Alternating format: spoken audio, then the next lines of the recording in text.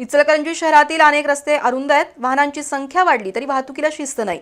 अतिक्रमण, बेशिस्त वाहन पार्किंग आणि ठिकठिकाणी धूळ खात पडलेली वाहनं यामुळे वाहतूक कोंडी वाढली आहे. इचलकरंजी महापालिका आणि वाहतूक नियंत्रण शाखेनं अशी वाहनं ताबडतोब हटवणं गरजेचं आहे. तर महापालिकेनं कायमस्वरूपी अतिक्रमण काढून रस्ता रुंदीकरण मोहीम सुरू करण्याची आवश्यकता आहे.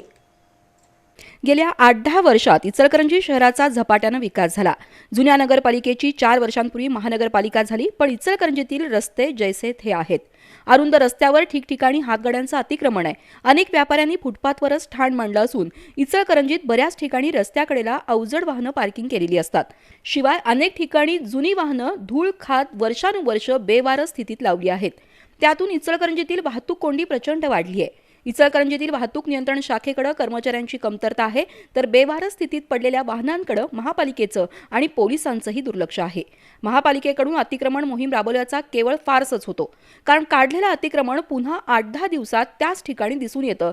त्यामुळे महापालिका आणि वाहतूक नियंत्रण शाखेनं अतिक्रमण हटवणं, रस्त्याकडेला पडून असलेली वाहनं जप्त करणं अशी ठोस मोहीम सुरू करण्याची गरज आहे.